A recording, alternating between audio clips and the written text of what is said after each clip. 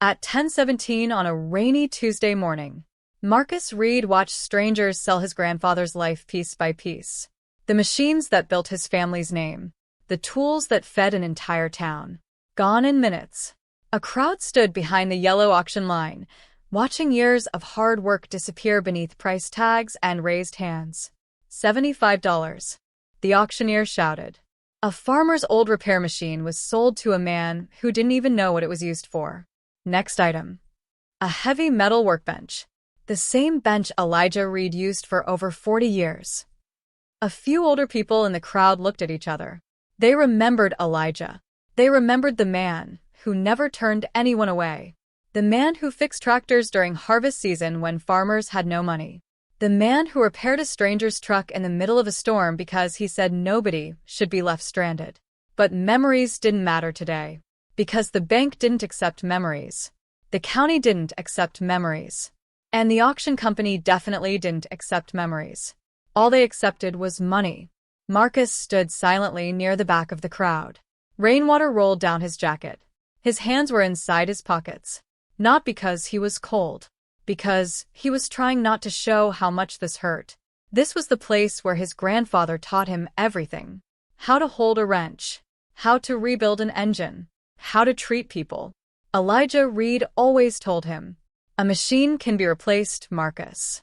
But trust takes a lifetime to build.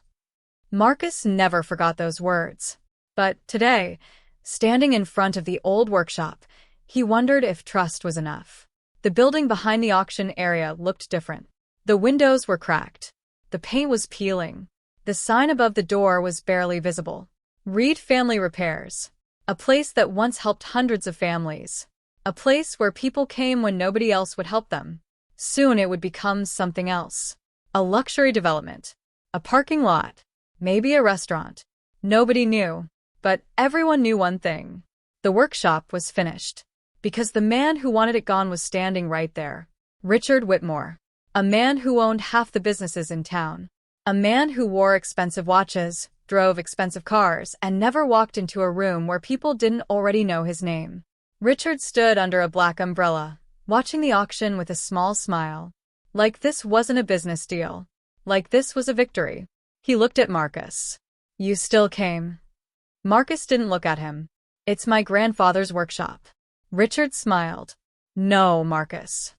He looked around. It was your grandfather's workshop. A few people nearby heard him. Richard continued. There's a difference. Marcus finally looked at him. What difference? Richard stepped closer.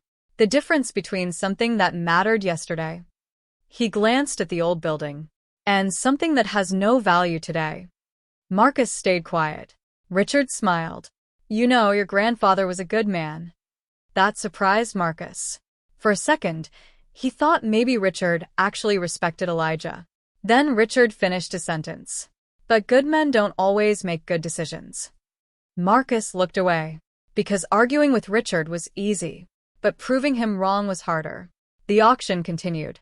More items disappeared. The old welding machine. The shelves.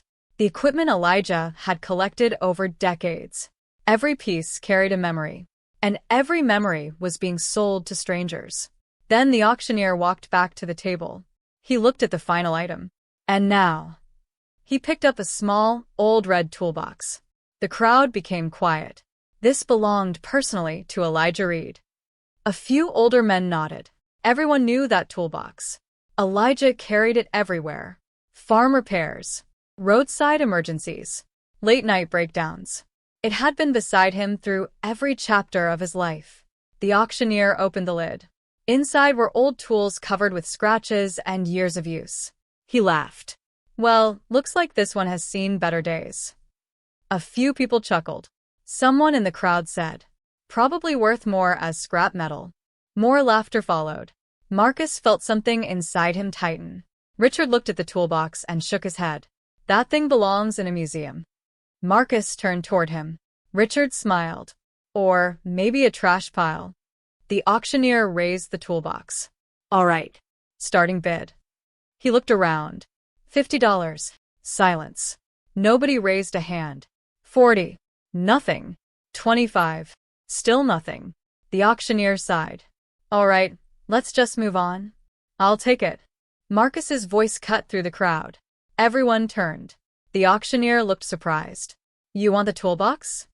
Marcus nodded. Yes. Starting bid was $25. Marcus looked at the old red toolbox. $500. The crowd went silent. Then came laughter. Not from one person. From everyone. Richard laughed the loudest. $500? He walked closer. For that, Marcus didn't respond. Richard looked around at the crowd. Did everyone hear that? He pointed at the toolbox. He just paid $500 for a rusty box full of old tools. People smiled. Some shook their heads. Someone whispered, Elijah's grandson finally lost it. Richard looked back at Marcus. You know what your problem is? Marcus stayed quiet. You think everything your grandfather touched is valuable. A pause. But sometimes, Richard tapped the toolbox. Old things are just old things. Marcus slowly picked up the toolbox. Then he looked Richard directly in the eyes. No. Richard raised an eyebrow. Marcus spoke calmly. You just never learn the difference. For a moment, nobody laughed. The auctioneer completed the sale. Marcus handed over the money. Then he walked away carrying the old red toolbox in his hands. Behind him, people went back to talking. They went back to watching the auction. They went back to believing Marcus had made the biggest mistake of his life. But they were wrong, because Marcus hadn't bought a toolbox. He had bought the last thing his grandfather left behind. And inside that toolbox was a secret Elijah Reed had hidden for decades.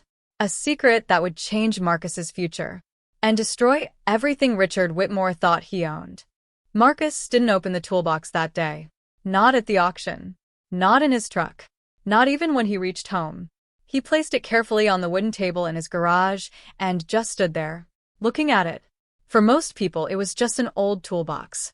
But for Marcus, it was the last thing his grandfather had touched. The last connection to a man who had shaped his entire life. Rain continued hitting the roof above him. The same sound Marcus remembered from countless nights inside his grandfather's workshop. Those nights when Elijah Reed stayed late fixing equipment for farmers who couldn't afford to pay him. Marcus was only 12 years old when his grandfather first handed him that toolbox. He remembered asking, Grandpa, why do you keep using the same old tools? You could buy new ones. Elijah had smiled. Because a tool doesn't become valuable because it's new. He looked at Marcus. It becomes valuable because of what it helps someone build. At the time, Marcus didn't fully understand. But now, standing alone in his garage, he finally did. The next morning, Marcus opened his repair shop like he always had. The sign above the door was faded. The building was small. The equipment was old. But the people who came through those doors knew one thing. Marcus Reed did honest work. Around noon, an old farmer named Thomas Walker walked in carrying a broken tractor part. Marcus looked up from under a truck. Morning, Thomas. Thomas smiled. Still working before lunch? Marcus wiped his hands. Still complaining before breakfast? Thomas laughed.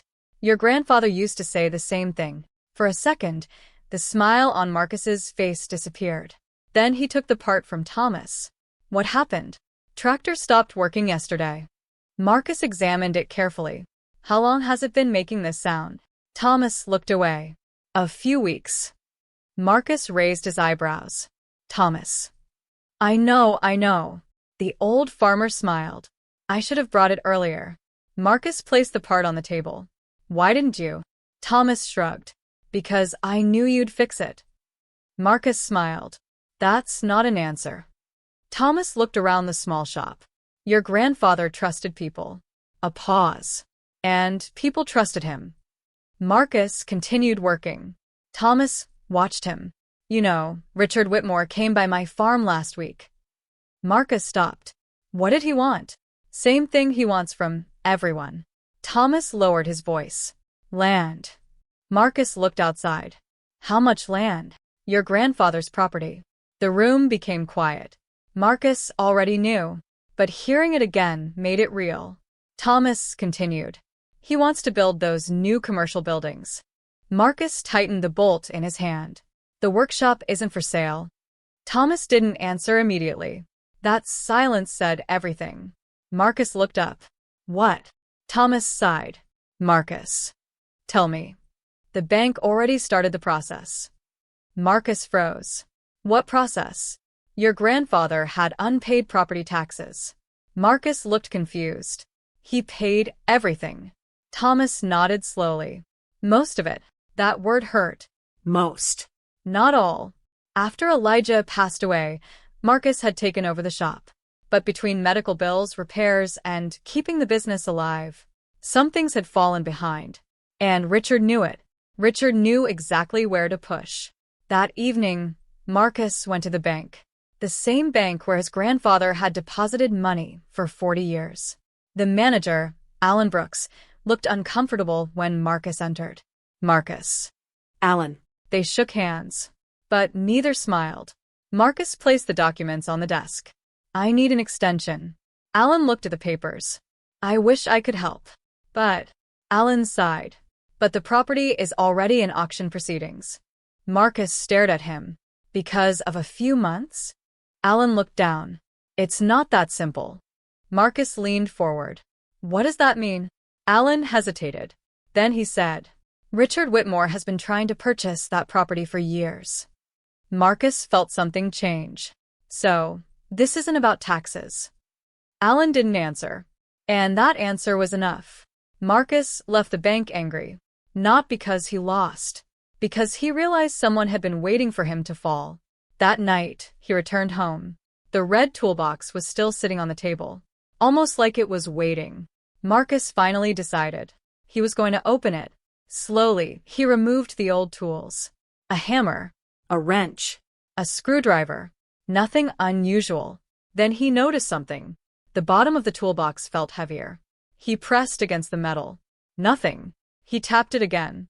A different sound. Hollow. Marcus grabbed a small screwdriver. Carefully, he removed the inside panel. Behind it was a hidden compartment. His heart started beating faster. Inside was an old envelope.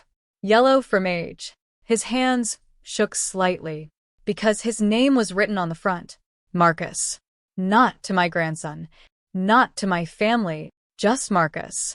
Like Elijah knew exactly who would find it. He opened it. Inside was a handwritten note. Only a few lines.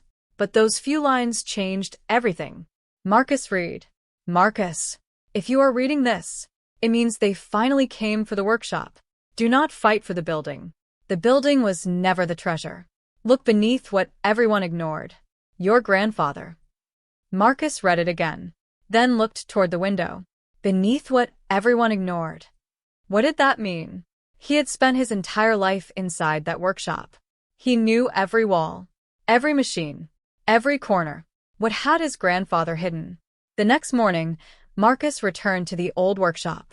The auction was over. The doors were locked, but the memories were still there. He walked through the empty building.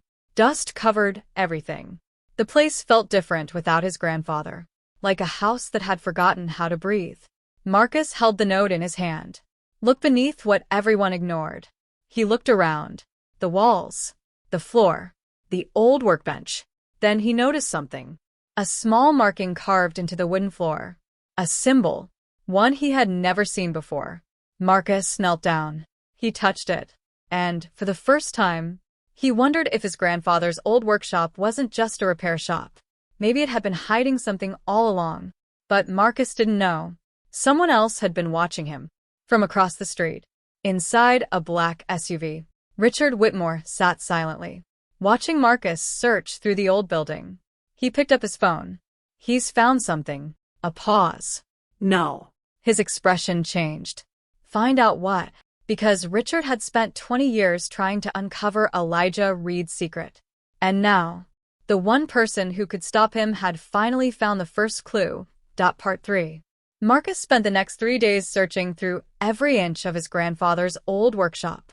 Not because he believed in hidden treasures. Not because he expected to find millions of dollars buried under the floor. He searched because he knew Elijah Reed. And his grandfather never did anything without a reason. Every nail, every mark, every tool, Everything had a purpose. But after 3 days, he had found nothing. No hidden money. No secret documents. No miracle that would save the workshop. Only dust. Old machines. And memories. On the 4th morning, Marcus sat alone inside the workshop. The same workbench where his grandfather had repaired thousands of machines. He looked at the old wood. Years of scratches covered the surface. Some were from tools. Some were from mistakes. Some were from generations of people learning. Marcus ran his hand across it. Then he noticed something. A small carved line underneath the table. Not a crack. Not damage. A mark. He leaned closer. There were more. Small numbers. Measurements. Like someone had been calculating something. Marcus stood up quickly. He moved the workbench away from the wall. Behind it was a section of wood that looked newer than the rest. His heart started beating faster. He grabbed a crowbar. After a few minutes of pulling, a hidden wooden panel opened. Inside was a metal box. But when Marcus opened it, he didn't find money. He found papers, blueprints, old photographs, and a notebook. The first page had one sentence written by his grandfather. Technology should serve people, not control them. Marcus turned the page and froze. The drawings showed a machine, a small, efficient engine system, something designed for farm equipment, something that could reduce fuel costs, something that could help thousands of farmers. Marcus kept reading. Then he saw the date. This wasn't a recent invention.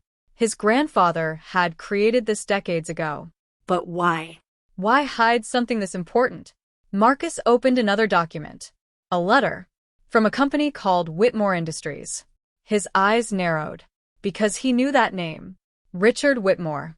The letter was dated 30 years earlier. It was an offer. A very large offer. The company wanted to purchase the rights to Elijah's invention. Marcus kept reading. Then he found his grandfather's handwritten response. No. Just one word. No explanation. No negotiation. Just no. Marcus stared at the paper. Why would his grandfather reject millions of dollars? Before he could answer that question, he heard footsteps. Marcus turned. Richard Whitmore stood at the entrance, clapping slowly. Impressive. Marcus immediately closed the notebook. What are you doing here? Richard stepped inside. I was wondering how long it would take you. Marcus looked confused. How long for what? Richard looked around the workshop. To find what your grandfather hid. The room became silent. Marcus tightened his grip on the papers. You knew about this? Richard smiled. I knew Elijah had something. So, you knew my grandfather created this? Richard walked closer. Your grandfather was many things. A pause. But he was stubborn. Marcus looked at him. He refused to sell you his invention. Richard's expression changed slightly. Yes. For the first time, Marcus saw something behind Richard's confidence. Frustration. Old anger. Richard continued. I offered him more money than this town had ever seen. And he rejected you. Richard looked around. He said money wasn't the purpose. Marcus nodded. Sounds like him. Richard laughed quietly. No. He stepped closer. You don't understand. Marcus stayed silent. Richard pointed toward the papers. Your grandfather believed he was protecting people. A pause. But he was actually holding everyone back. Marcus frowned. What does that mean? Richard looked at the blueprint. It means your grandfather had something that could have changed the world.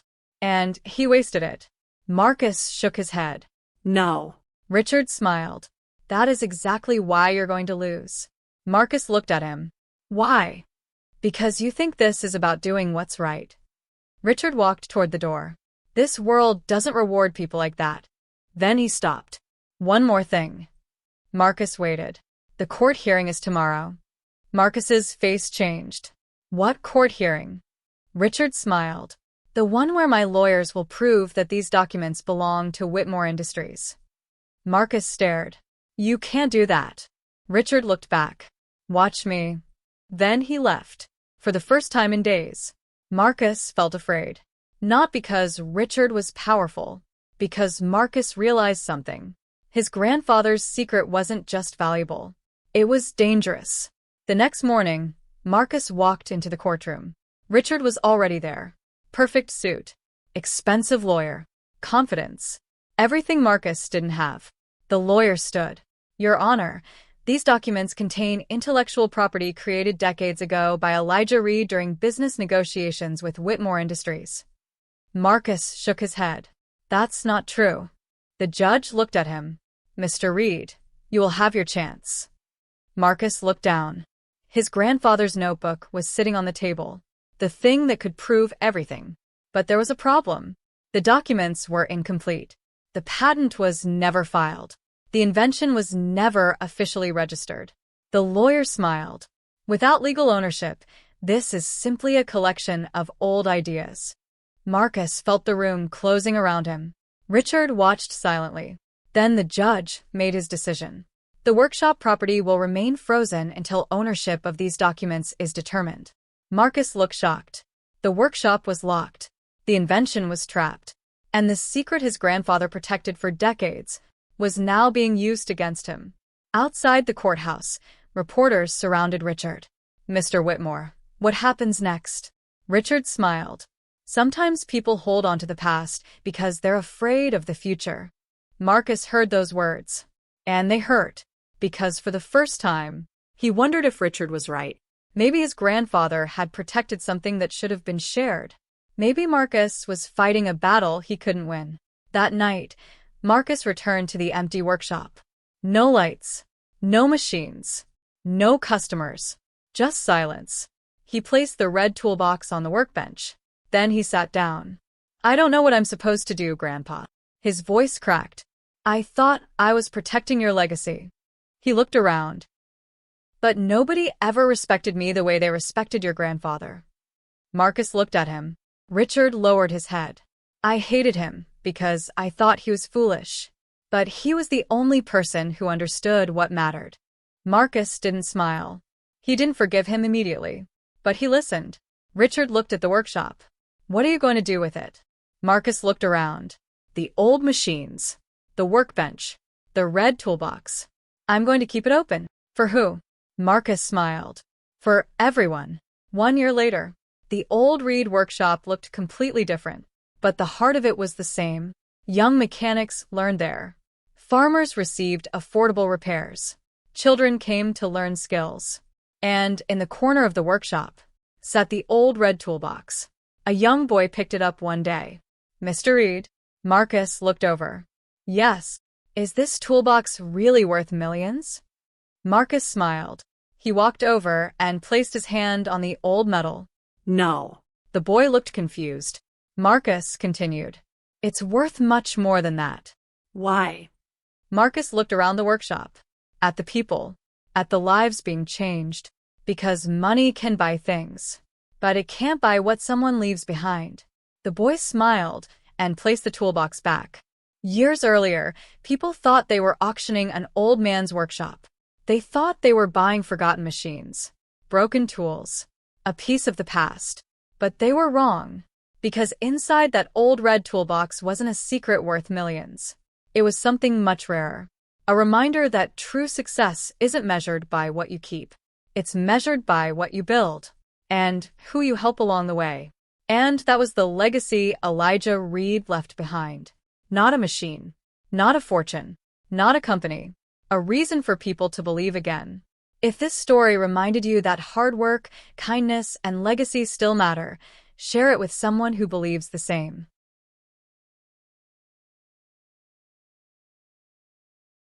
Part 4. Marcus stared at the old photograph for almost 5 minutes. He turned it over again. Then again. As if the words on the back might somehow change. The truth has another witness. But the truth was still there. Someone had been standing beside his grandfather. Someone Marcus had never heard about. Someone who knew the secret. He looked closely at the picture. 2 men stood in front of the old workshop. One was Elijah Reed. The other was a much younger version of Richard Whitmore's father, Robert Whitmore, the same man whose family had spent years trying to take the workshop. Marcus felt a cold feeling in his chest. Why would Elijah hide this?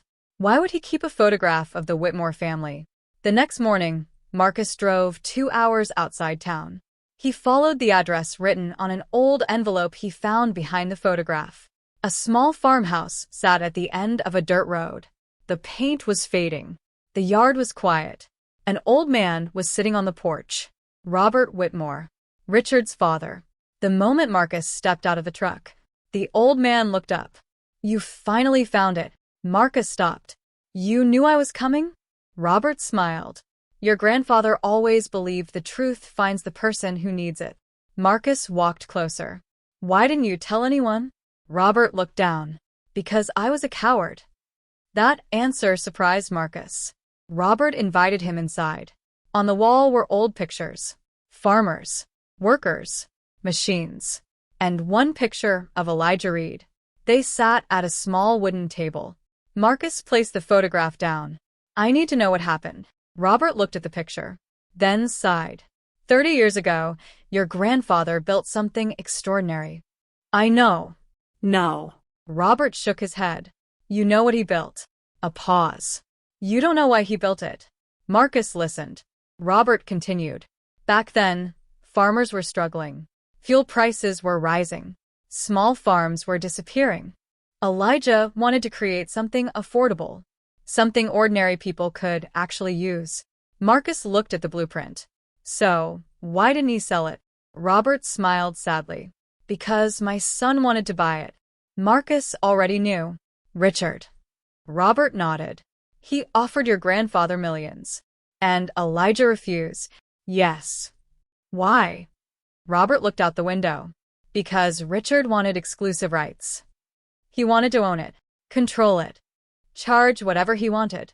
Marcus became quiet. Robert continued. "Your grandfather told him, if something can help thousands of families, it shouldn't belong to one person." Those words felt exactly like Elijah. Marcus looked down. "But Richard says my grandfather wasted it." Robert laughed softly. "Richard never understood your grandfather." A pause. "He thought winning meant owning something. He never understood that sometimes winning means giving something away." Marcus looked at the old man. "Why are you telling me this now?" Robert became serious. "Because Richard made the same mistake I made." "What mistake?" "We both thought money was the most important thing." He looked at Marcus. "Your grandfather knew better." The next day, Marcus returned to town. But this time, he wasn't alone. Robert Whitmore walked beside him. And everyone noticed, especially Richard. Richard stepped out of his office. His expression changed when he saw his father. "What are you doing here?" Robert looked at him. "Fixing a mistake." Richard's face hardened. "You don't understand what's happening." Robert shook his head. "No, Richard. I understand exactly." The court hearing began that afternoon. Richard's lawyers arrived confident. They had documents, arguments, money, everything they needed, or so they thought. When the judge entered, Marcus stood. His hands were shaking, not because he was afraid, because he finally understood. This wasn't about winning. It was about honoring the person who started everything. The judge looked at the documents. "Do you have anything else to present?" Marcus looked at Robert, then nodded. "Yes, Your Honor." Robert walked forward. The entire courtroom became silent. Richard stood. "Dad." Robert didn't look at him. "I was there when Elijah created this invention." The lawyer objected. "Your Honor, this witness has no legal connection." The judge raised his hand. "Let him speak." Robert looked toward Marcus. "Elijah Reed never wanted millions. He wanted impact." Then he looked at Richard. "And your father never understood that." Richard's face changed. Robert continued. 30 years ago, Elijah rejected our offer because he believed this invention belonged to the people who needed it." The lawyer placed documents on the table. "Do you have proof?" Robert smiled. "I do." He reached into his coat and pulled out an old notebook. Marcus recognized it immediately. Another notebook. His grandfather's handwriting.